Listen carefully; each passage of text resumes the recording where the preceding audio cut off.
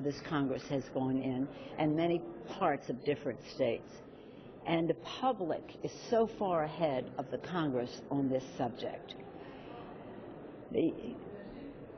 I believe whatever passes in the Congress now will not be the end of the day for this issue. Senator Reid, I respect enormously. He knows how to count votes.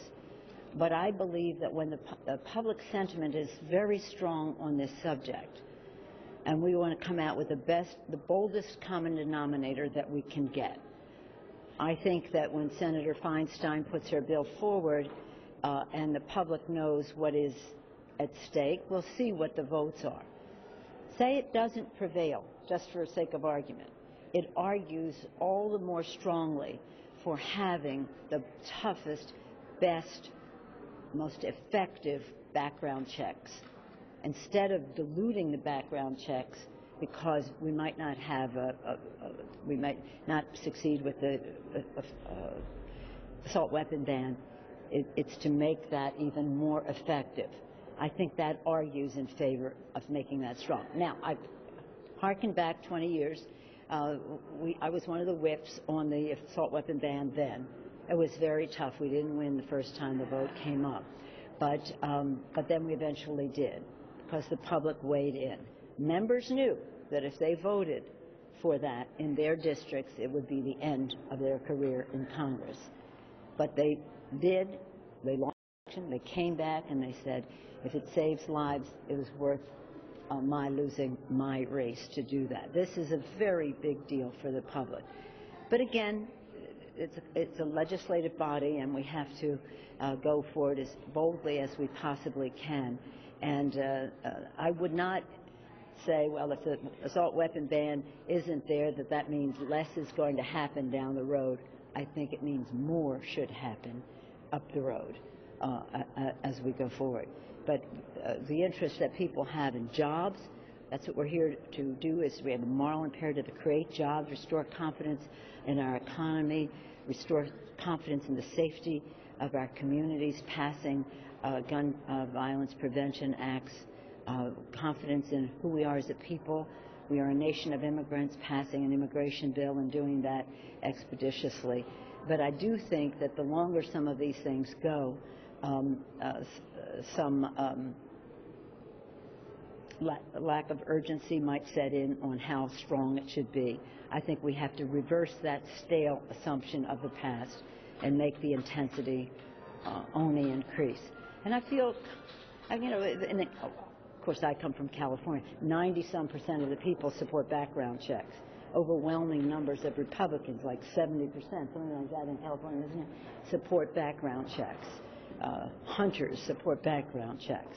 It's just this Congress that has to catch up with the American people on the subject of safety, and that takes me back to protect and defend, the oath that we take of our Constitution and everything that our Constitution guarantees.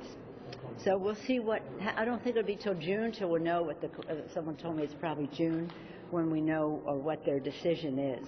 But I feel very confident, having heard and really the quite thoughtful questions of the justices, that I'm not going to give you a number. But the odds on the Giants this year? Repeat.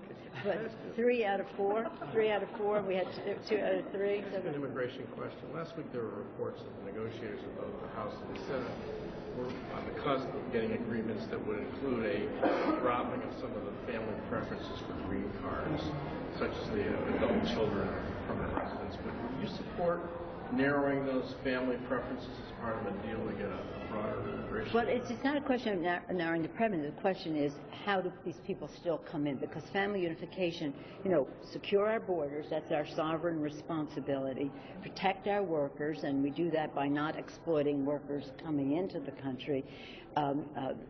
Family unification, pathway to legalization, and therefore citizenship, these are all part of what have been our principles. Our principles, the House Democratic Caucus principles, as developed by our Hispanic Caucus, working with the Congressional Black Caucus, etc.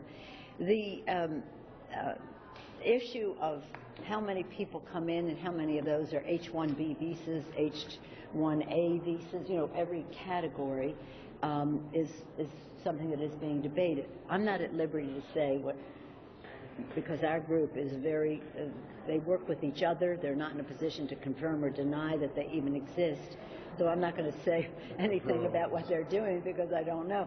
But I will say that at the end of the day, we still want family unification, however we get to that place. But I'm confident about immigration bill, gun bill. We just have to get the jobs legislation moving as well. And in the meantime, make America more American by ending discrimination, by overturning the ill-conceived DOMA. Thank you. Thank you. Thank you.